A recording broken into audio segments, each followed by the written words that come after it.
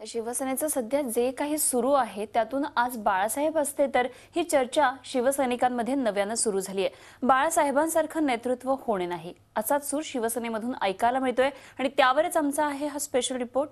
आज बाळासाहेब असते तर जर बाळासाहेब असते तर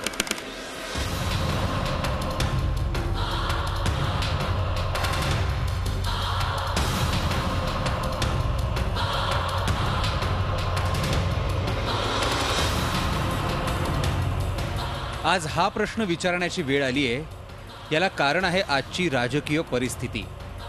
15 वर्षांनी का होईना सत्ता डोळ्यासमोर दिसतीये, पण माप ओलांडून सत्तेत सहभागी व्हायचं की नाही याचा निर्णय घटिका समीप आली तरी होत नाहीये। साहजिकच शिवसैनिक प्रचंड अस्वस्थ आहे आणि यावेळी त्याला प्रकर्षानं आठवण येतेय ती बाळासाहेबांची।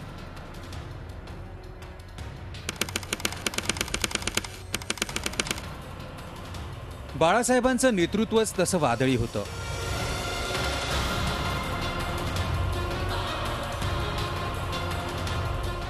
एक घाव दोन तुकडे करत झटकन निर्णय घ्यायचा, मग तो टोकाचा असला तरी त्याचे जे परिणाम दुष्परिणाम होतील त्यांना अंगावर घेण्याची पराकोटीची तयारी।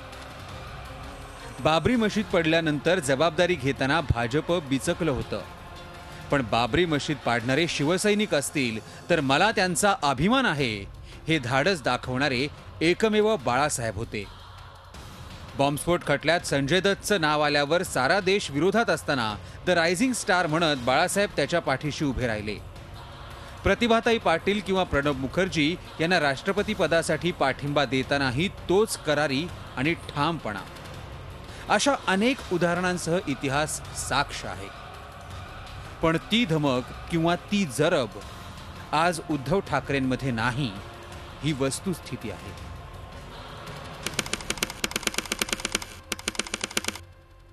पंचवीस वर्षांची युती तुटली, त्यानंतर उद्धव ठाकरे ही परिस्थिती कशी हाताळणार याकडे सगळ्यांचं लक्ष लागलं होतं। अटल बिहारी वाजपेयी, लालकृष्ण अडवाणी, प्रमोद महाजन आणि बाळासाहेब ठाकरे या शिलेदारांनी युतीची मुहूर्तमेढ रोवली।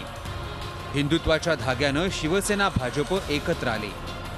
शिवसेना भाजपच्या संसारात अनेक वेळा खटके उडाले, टोकाचे प्रसंग आले, पण बाळासाहेबांचा देशातला दबदबा, आदरयुक्त भीती, बाळासाहेबांचा एकंदरीतच करिश्मा आणि महत्त्वाचं म्हणजे दुसऱ्याला माया लावण्याचा विलक्षण प्रेमळ स्वभाव, त्यामुळे युती तोडण्याबद्दल ब्र उच्चारण्याची कधी कुणाची हिंमतही झाली नाही। 2004च्या लोकसभा निवडणुकीनंतर भाजपचं पवईतल्या रेनेसान्स हॉटेलमध्ये प्रीतिभोजन झालं।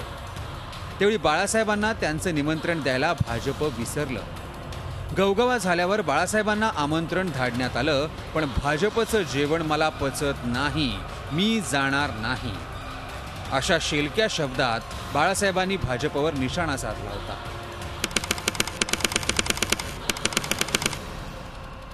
आता काळ बदलला, वाजपेयी अडवाणींचा जमाना गेला आणि मोदी आणि अमित शहा कारभारी झाले, तर बाळासाहेबांनंतर उद्धव ठाकरेंचा राज्याभिषेक झाला।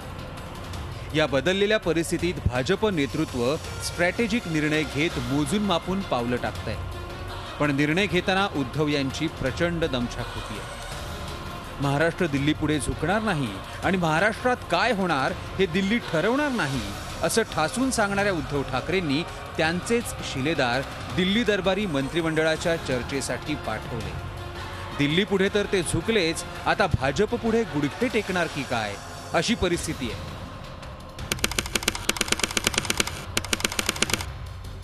आता नाही तर कधीच नाही याच भूमिकेवर उद्धव ठाकरे युती तोडल्यापासून ठाम राहिले असते। पाठिंबा देणार नाही हे ठासून सांगितलं असतं तर भाजपची कोंडी झाली असती आणि राष्ट्रवादीशी सलगी करणाऱ्या भाजपला ठोकून काढत शिवसेनेला आपली प्रतिमा आणखी कणखर करता आली असती, पण कुठलाच निर्णय होत नाहीये। सामनातून जे काही लिखाण झालं त्याचा पुरेपूर बदला घेत भाजप शिवसेनेला झुलवत ठेवतंय। अमित शहा आणि मोदींच्या तालावर शिवसेनेला नाचवलं जातंय असं चित्र सध्या दिसतंय। शिवसेनेला मोठा भाऊ म्हणणारं भाजप आता शिवसेनेला भाऊ मानतं की नाही याबद्दलही शंका आहे। परिस्थिती इतकी टोकाची असताना शिवसेना पक्ष नेतृत्वानं स्वाभिमान गुंडाळून ठेवल्याची चर्चा शिवसैनिकांमध्ये आहे. कट्टर शिवसैनिकांना हे अजिबात रुचलेलं नाही. बाळासाहेबांनी कुठलाही निर्णय घेतला की शिवसैनिक त्यांच्या पाठीशी ठामपणे उभा असायचा. पण सध्याचं नेतृत्व निर्णयच घेत नाही. शपथविधीला जाणार नाही असं आदल्या दिवसापर्यंत म्हणणारे दुसऱ्या दिवशी दिल्लीतल्या एका फोनवरच्या आमंत्रणावरून शपथविधीला दिसतात. त्यामुळे नक्की भूमिका काय याबद्दल शिवसैनिकही प्रचंड कन्फ्यूज आहे.